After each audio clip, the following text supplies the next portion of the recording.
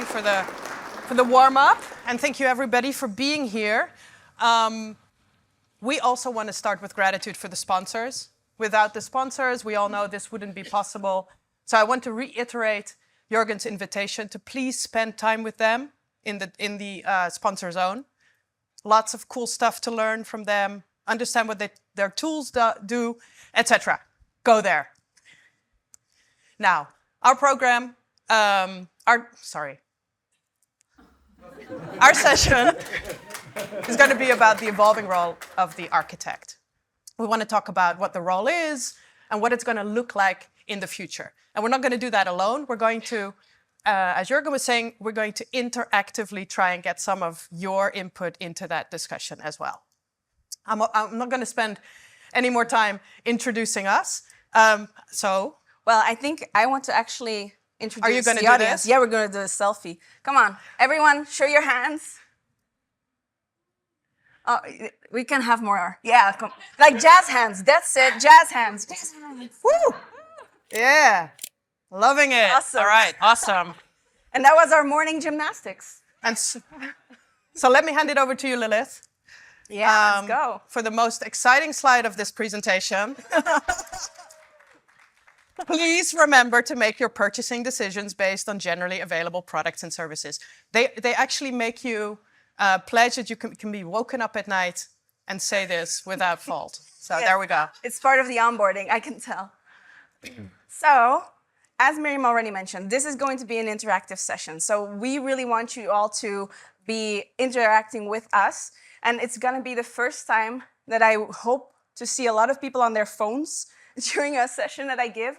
Because on the app, you will see a questionnaire, a survey come in, because we are polling the audience a bit. So make sure you have your phone handy.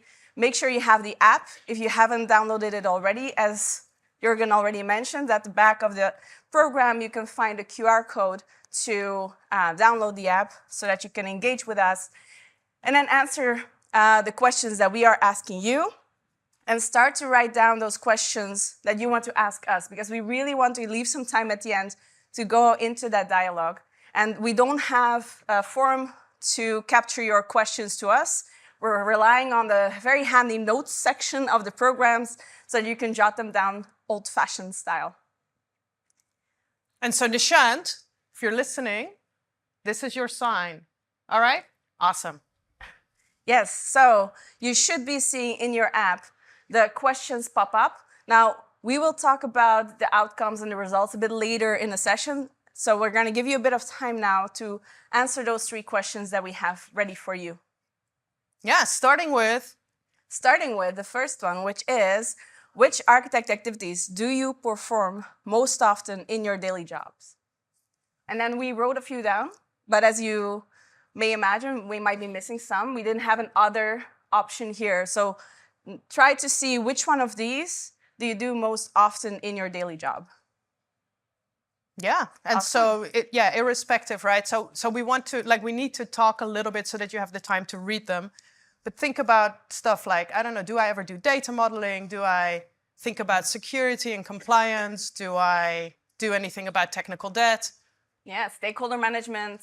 And I know for the parents around here, we do mean the actual professional stakeholders, not your little ones at home who are perhaps trying to intervene during those remote calls. But, not that those aren't excellent training environments too. And then, technical debt remediation. So there's a lot of options here. And then there's 2 other questions in that survey that we hope to answer. So maybe just polling old-fashioned style, who has finished the survey, or do we need to keep talking? Because we did not prepare a limerick. Yet. That's for the after-hours one, yeah.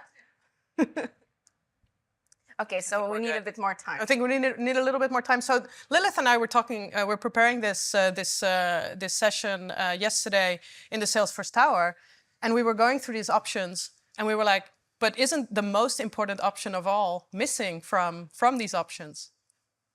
Care to think what we thought we were missing? Create slides. How many time goes into slide creation, right?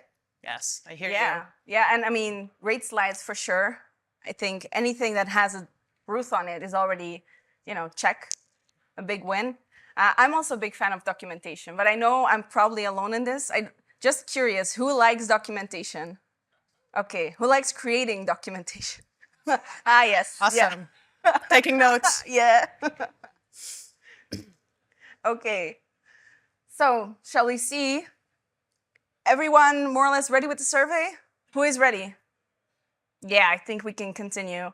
And don't worry, we'll talk slow. So, before we can actually start talking about the future of the architect, maybe we should start by addressing what an architect is. So, Miriam, I'm putting this first question on you. You're putting me on the spot. So I think, because I identify as an architect, I feel that one of the things that we need to do is we need to set some foundations, right? Before we can go into the future, we need to understand what we're talking about. So that's what I'm going to try and do right now, but I'm going to try and do it within the space of 2 minutes, right? To set myself a challenge, because we all know that architects like talking too. An architect is somebody who bridges, in my view, the vision of an organization, a company, a nonprofit, any type of organization, the strategy, what they're trying to achieve, and aligns a technical roadmap to that enables that vision to come to life over time through technology. And so, as such, they're a strategic anchor, and they're very aware of there being many different types of architects, specializing in various different domains.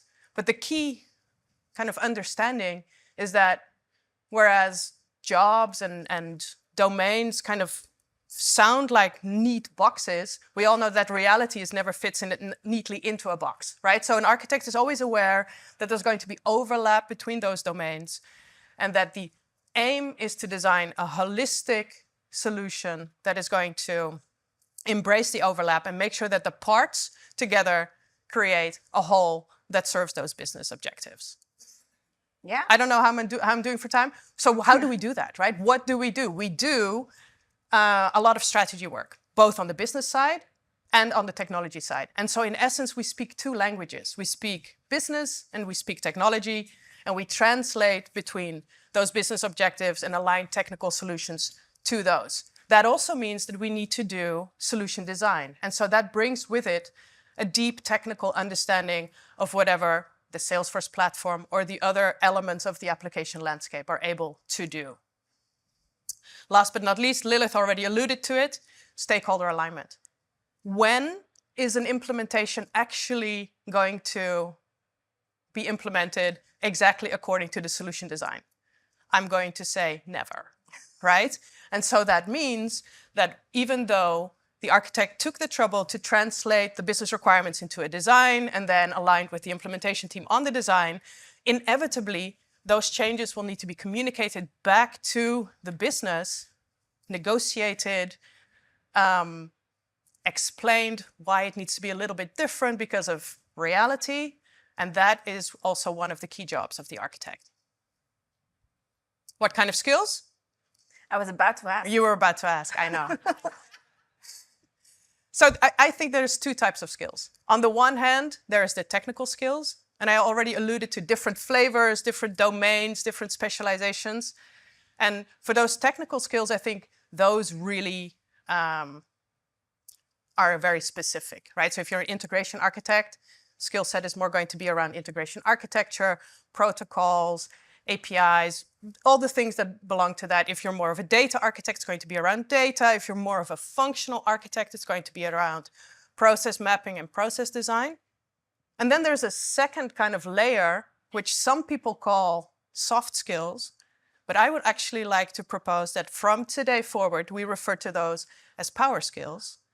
And those are communication, stakeholder alignment, presentation, being able to convey a message, bring along your stakeholders, and take the complex and explain it in a way that everybody can follow along. So Miriam, I think your CTA training is still very much there. It's not quite 2 minutes, but very short and concise. So well done, Miriam. I do have an additional question. So does this mean that you have to have architect in your title in order to do architect work? No. So who here considers themselves an architect? Just for the fun of it. Awesome. Now, how many of you actually indicated that they were doing some of those things that we had on the previous slide? Yeah. More, Yeah, we right? figured. More. I need more to prove the point, but there were more. So thank you. So indeed, yeah, you don't have to have the architect title to do architect work. You do not. All right, so let's sum up a bit what Miriam was talking about. And I know we tried to be super concise, but don't worry, we actually took our time and really thought about this long and hard, and you can read all about it on the QR code, which is an article for the blog, or on our blog that Miriam wrote on what an architect is. But going back to what you were saying, in a nutshell, we see that an architect is that strategic anchor of a Salesforce implementation. They are responsible for the designing and the delivering of high-quality solutions. We know that they are working on that business and technical strategy, again, in that bridge function, that solution design, stakeholder management of all flavors and sizes. And then, very importantly, as you mentioned, it's not just about knowing the technical foundations on that you need to actually envision that solution design, but equally, and sometimes even more importantly, about the communication and leadership skills to make sure that you're actually getting people along, understanding the right needs that are there, so that you're solving for the right concerns and making something that will actually be used. Yeah? Yeah, more or less? Okay. Yeah, with you. Awesome. So we're not going to show this one too long because you've already answered it. And those who haven't yet, this is another invitation to go into the app, check the survey, and make sure that you answer this. So this is our segue to the future, right? Or to the present, right? So we want to understand, we want to have a discussion on the types of AI tools that you use in your day-to-day, and so that we can then use that as a bridge to ask Lilith how the daily reality of architects is changing based on that foundation that we just set. Yeah, I mean, I think very clearly it's changing a lot in the sense that technology is changing a lot, and the rate at which technology is changing is so incredibly fast. I think a lot of us remember when there were only 3 releases per year to worry about, so that's no longer the case. We have so many more releases happening now, so things are moving a lot more quickly, and sometimes it can feel really overwhelming and daunting to see how can we keep up. I'm an optimist, so I always like to think about what are these new things giving as opportunities to us as well.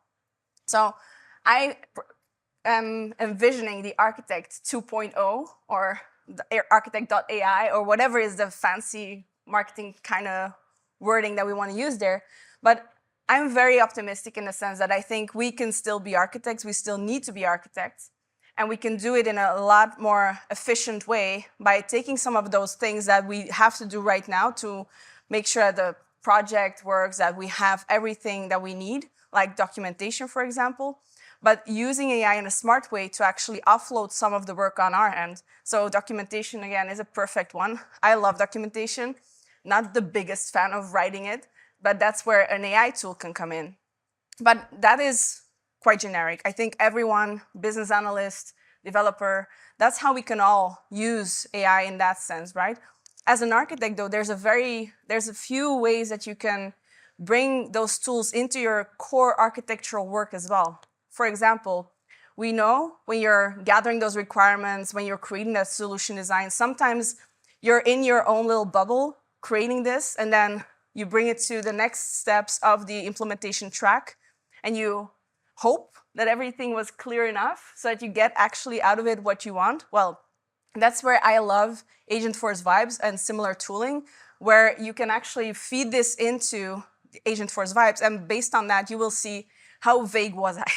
What have I missed? What have I forgotten to actually write down that is crucial here that I don't want to discover normally during the implementation track? I want to catch it early. So that's one of the ways that I think we as architects are empowered now to keep doing the architect work. We keep thinking solutions, we keep thinking trade-offs, complexities, all those things, but we do it in a smarter way where we get a lot more feedback. And then taking that to the second part where I think AI tooling makes a big difference, just another very old-fashioned poll. Who here considers themselves as developer? Awesome. Okay, cool. Who of those developers, and perhaps other people as well, because it's not limited to developers, who has used the rubber ducky technique to find what is the root cause of that darn bug or whatever, right? Okay. So consider your AI agent your rubber ducky 2.0, or in my case, it's not a rubber ducky, it's a rubber stegosaur.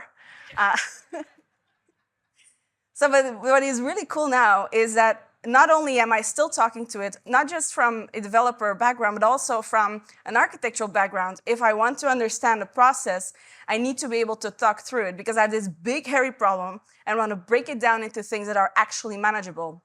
And then in order to do that, talking to somebody usually helps to understand what's really core, importance, and what is fluff.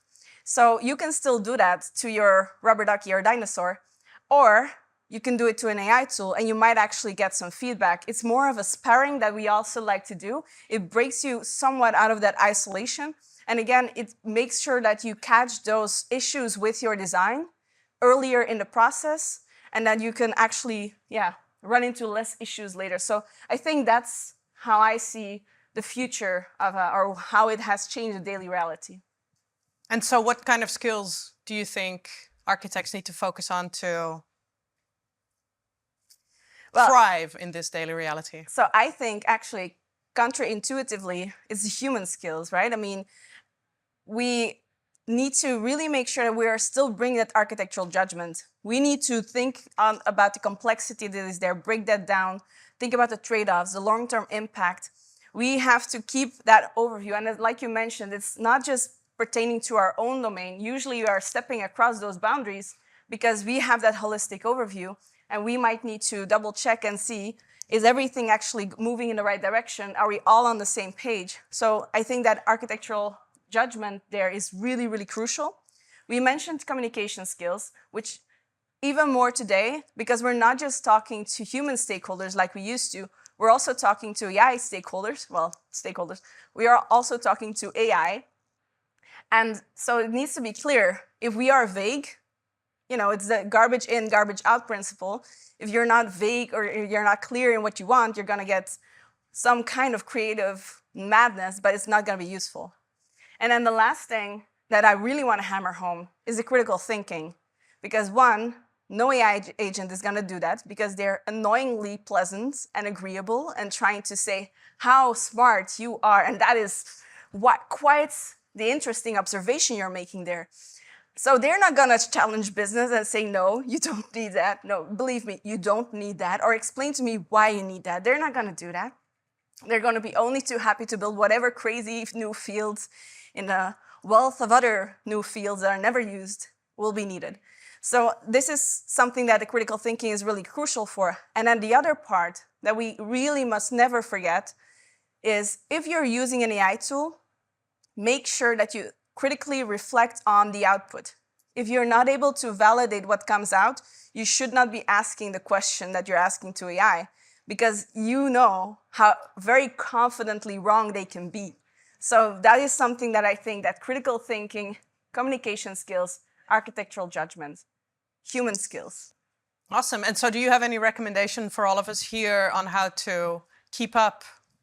So I can speak from how I like to keep up. And how I like to keep up is I want to really understand the fundamentals, the core, the concepts that are underneath. Because if we look at the innovations, in the end, those are anchoring on or building on top of some core architectural principles that are way more stable than the newer features that are coming up. So I find it a lot more easy to understand those new features by tying them back and anchoring that new information that I'm seeing everywhere, that I'm diving into, to concepts that I already know. So pitching already a bit our Salesforce Architecture Center, I think the fundamentals that are on there are really crucial and very much a must read for anyone who wants to keep up. And then the second thing that will not change, because I'm trying to, in a world of change, hammer home the constants, the thing that will not change either is those basic principles for good architecture. You're still going to have that principle of least privilege. That's not going to change, regardless of how you're trying to access the data. That is still a crucial principle that you need to adhere to. And those, again, pitching our Salesforce Architecture Center, you can find, for example, in the well-architected framework, those things that you read there, those guidelines, those principles, these are still applicable. And if you use them to assess your solution, they will still hold true and they will still point out those glaring, obvious issues in your design. So that is how I try to keep up. Awesome. So as a recap, we have a resource for you here as well. So thank you, Lilith. So Lilith and I collaborated on an article that you can read at your leisure as well to talk about, and that talks about some of these and gives some additional examples and depth, especially talking about the agentic rubber ducky. So I actually never called it a rubber duck. I don't know if that's like a cultural thing, but I always called it talking to a wall. But anyway, it doesn't matter, right? In the end, there's some good insights in there. Give it a read if you want to. And with that, I think we're ready for our third question. And this is going to be our segue to talk a little bit in our demo about the architecture content. Yeah, but before we do that, Nishant, can we see what people have responded? Awesome. Awesome. So everyone who filled in the survey, we're going to quickly see kind of finally understanding what you said. So a lot of you are aware of the program, so that's great. That's great. Quite a few people unaware, so that's good. Great job being here. That's step one. And then, yeah, so we see a lot of usage of AI, mostly on those general purpose ones, right? And as you already gauged through the old-fashioned polling, a lot of people doing architect activities, regardless or not of whether they are architects. I love this. I think so just reacting to this in real time, I was debating with myself if there was going to be people saying none. And so I'm not going to ask you to stand up, don't worry. But I'm really curious if somebody who answered none would please come and talk to me later and just tell me how that's working. Like how, not so much why, but like, I don't know, just come and talk to me because I'm curious. I want to find out more. And then the same for everybody who answers other, right? Like always open to learn about new tools and tricks, etc. So please come and see me after this. Yeah. Yeah. And then I also want to respond to this. I love that. To me, that just brings home the point that we all do stuff related to architecture. And one of the things that I didn't say about architects before is that nobody is born an architect or nobody graduates from whatever education that they do as an architect, right? Like growing those skills and doing these types of activities happens over time. And so if you want it, these are all transferable skills that might lead to an architecture path further down the line. And with that, you're going to explain us or tell us a bit more about the architecture program. Yes, I am. So what is the Salesforce Architecture Program? Sorry, I thought we were going into the demo. Yeah, we have a few slides. So why did Salesforce bring the Salesforce Architecture Program back, right? And this was obviously, we know that there's a little bit of history. There was such a strong demand, such an outcry from the community to understand, to say, listen, Salesforce, with all this change, all this innovation, everything that's happening, we actually need official and practical guidance from you, right? We need to know that if we do it this way, that it's going to lead to the right levels of outcome. And you also need to have skin in the game on that. And that is pretty much why we have this program, right? It's supposed to, and it's hopefully bringing you that practical guidance and that official guidance to help innovate rapidly and securely on the Salesforce platform. So now we do that by providing both deep guidance, practical guidance, and also evolving guidance. And we don't do that in isolation. That's not just one team at Salesforce that's doing that. It's a team of architects, and it's built for architects. And when I say architects, I mean everybody who does architectural stuff, right? So don't think that this is not for you if you don't have that architect in your job title. So we do this in collaboration with our internal engineering partners in the Office of the Chief Architect. They are part of how Salesforce is engineered. They know everything about the platform. They're able to provide a lot of insights into scalability, performance, and all that kind of low-level nitty-gritty stuff. Then obviously there's our team, the Architect Evangelism team. We hopefully translate some of that theory also into more practical applications. And then, of course, we collaborate with product management, professional services, customer success, and last but not least, the Salesforce community. You all, right? Talking to us, learning from you, going to conferences like this.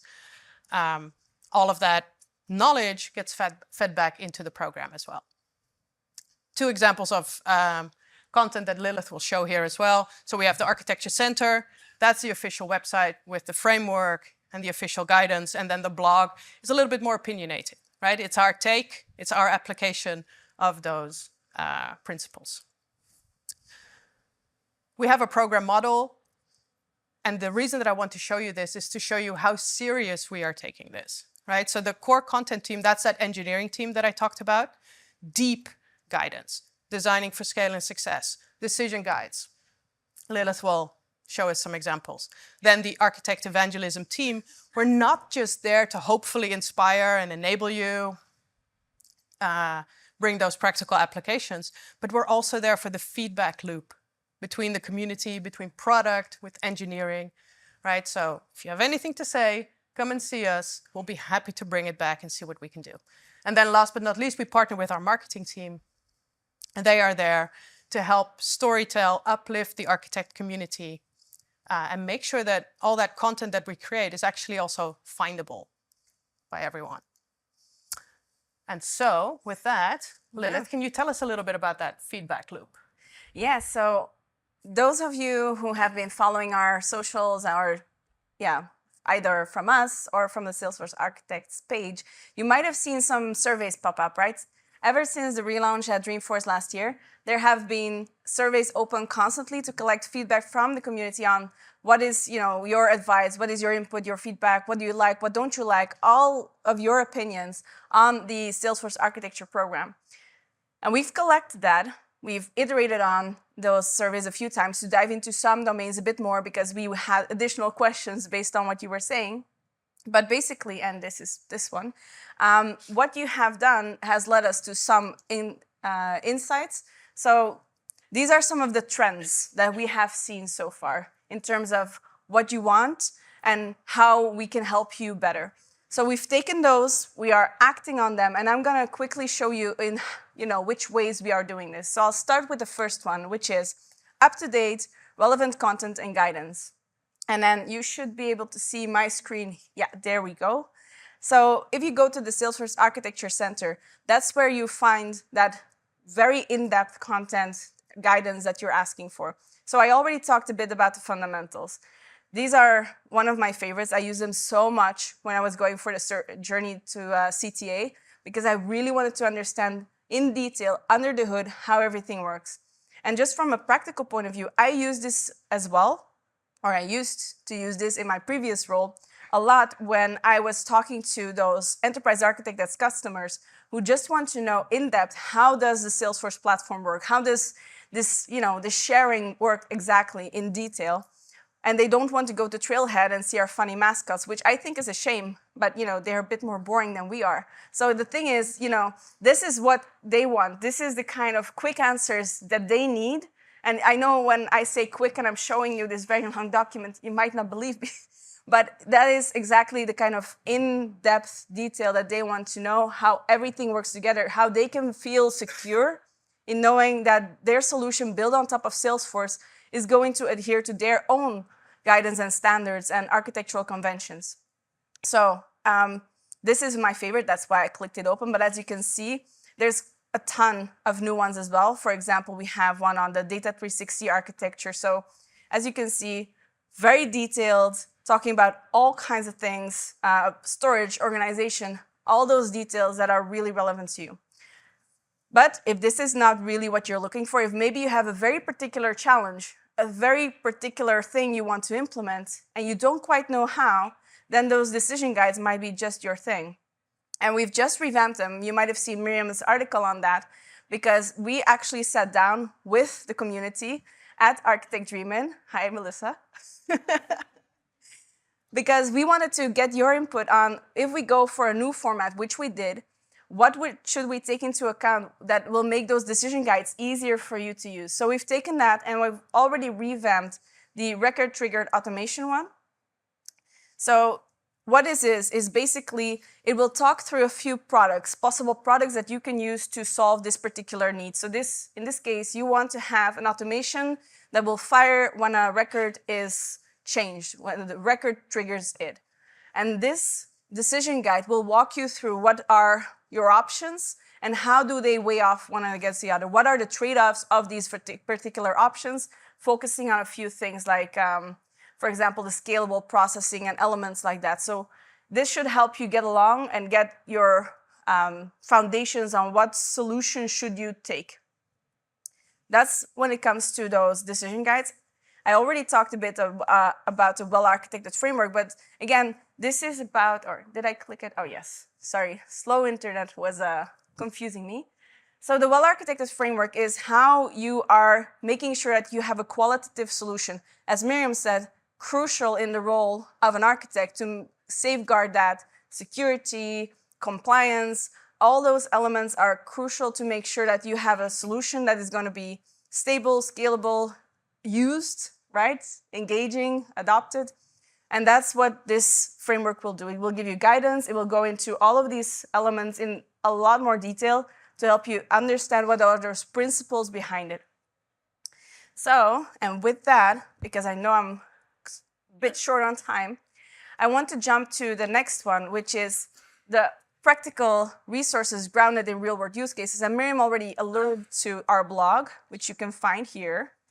If you go to the blog, you will see a ton of very interesting articles, or I think they're interesting, but maybe I'm biased, possibly, slightly.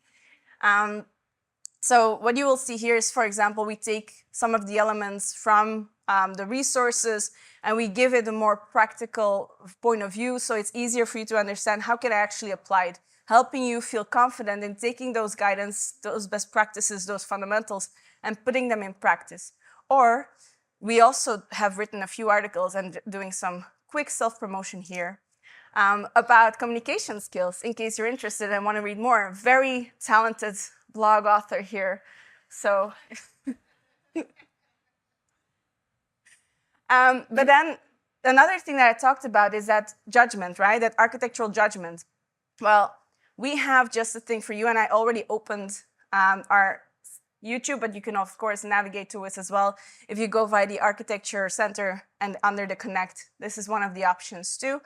But there you will see a new event, virtual event series that we have started this year, which is a Think Like an Architect, where we take challenges and we solve them along with you. So we have a requirement, we break it down. Well, we have actually a statement from business, we break it down into requirements, and then step by step, we talk through what are the options? Why would they not suit us, or why would they? What are some of the assumptions that we are getting here? What are the questions we are asking? And in doing so, we walk you through what could be the solution at the end, but most importantly is the process in between, where we are telling you and explaining to you just what the architectural thinking is, how you should look at these problems. And these problems are, again, not plucked out of thin air. The first one we actually borrowed from the Irish Ohana, where we were looking around and see, okay, what kind of questions are being asked and discussed there. So this was a really nice one.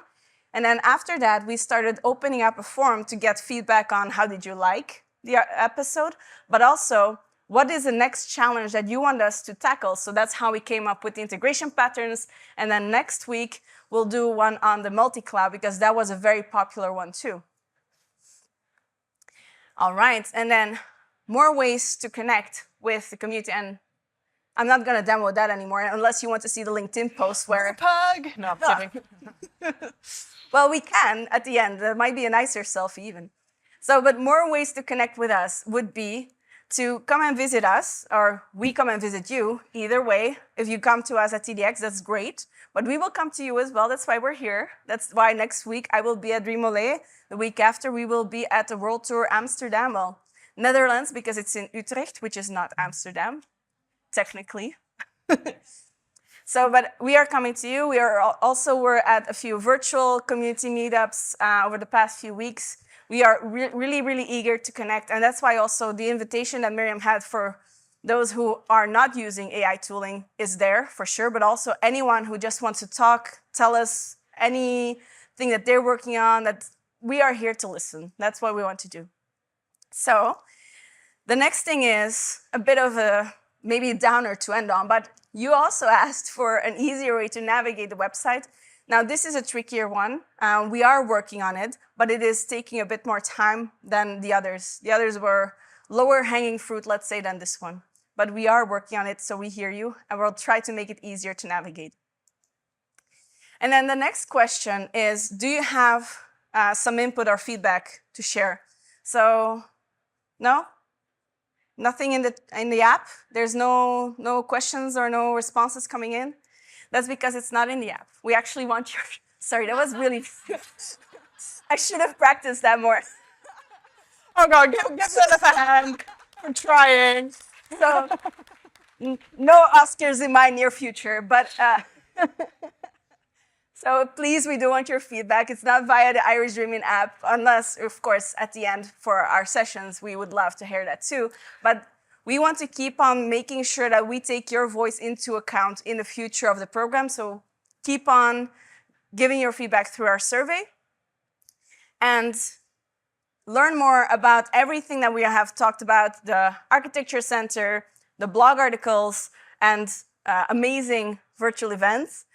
But again, share your feedback. I keep on iterating on that one because it's so important. And if you want to keep up with everything that we're doing, it's good to follow our socials, particularly the one on LinkedIn, the Salesforce Architects, because that's where also you can subscribe to the LinkedIn newsletter. All right, and with that, we want to thank you and open up the floor for any questions or notes, anything that you might have. The floor is yours. Not all at once, please. And so if you wanted to ask a question or make a comment, please raise your hand and then we'll get Nishan to run to you so that everybody can hear it. Use the mic. Yeah. Very quickly, any tips on aspiring architects? I'm a business user, right? And I'm literally burying myself into the Trailblazer community, and I'm going through the certification. The content is amazing, but any more tips for me to be able to understand, to transition from the business to the architect or anything in those lines? And before we answer that, I'm not sure, did it come through via the mic? Because I can repeat the question slightly. No, it comes through. Yeah. It came through? Okay. Yeah. So aspiring architects, I think two things that I would advise, but I'm happy to hear Miriam's take as well, is, so first of all, go to the resources that we showed you, and definitely those, Think Like an Architect, I think are really good, because that's such a valuable thing to be in, or such a valuable experience to have, is to follow somebody along in their thought process. So that is going to help a ton. But even more importantly is go and meet those other architects out there, those community events like this one, but very much those architect groups as well. They are doing so many good sessions. They are really doing those interactive workshops. So that's, again, where you can be next to other architects and think along with them. That's, I think, one of the most important things is practice. Start and look at everything that people are doing and how they are thinking of challenges. Yeah, I mean, I'm going to say also that, all of that, and work on the fundamentals, right? Mm-hmm. Like, you don't have to necessarily, again, be an architect. Like, work on your Salesforce skills, understand how the platform is working, practice stakeholder management, like all of those things, work on those fundamentals, and then that will pave the way to that type of transition at some point if you want it. Yeah, and like Miriam mentioned, nobody's born an architect, right? We all grew in it some way, so that is an excellent way to grow in it too. Thank you. Any other questions?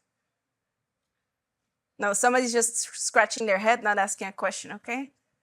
Any last question, comments, remarks? If not, Jürgen is going to be so happy that we're managing time. Oh, we have one more. Okay. Thank you very much. I understand as an architect, you have parts of matching requirements to solutions, designing the solution, sometimes implementing. I was wondering, because there's also a dimension of making estimates. And how would you go about it, your approach to estimating something, especially if you haven't done it before? Thank you. Yeah. Well, I mean, so I mentioned that there's many flavors of architect, right? And I think one of the flavors could be more like a pre-sales architect, which is somebody that hopefully at some point will have some experience doing these estimates. I would say if you want to go about estimating without the experience, you need to talk to other people, right? And get the opinion of people who do have the experience, and then learn, and then start to estimate yourself. I don't know if that answers your question, but that's it. Okay, good. So don't just estimate something, whatever you do. Yeah, and maybe just to add on, there's different, estimates happening throughout the implementation cycle as well. So pre-sales for sure, that's really important. You don't want to underestimate or overestimate something that, will be an issue later on. Although that's where change requests come in, but that's no, but for example, also in sprints, that's also one of the on user story level estimations will happen too. But other than that, echoing everything that Miriam is saying, and indeed, you need to have that experience so that you can actually make those estimations in a very realistic way. So if you don't have that, that's fine, but then you need a second pair of eyes. You need somebody to help you with that. All right, I think that's it. That's all we have time for. Thanks, everybody. Have a great Irish Dreaming.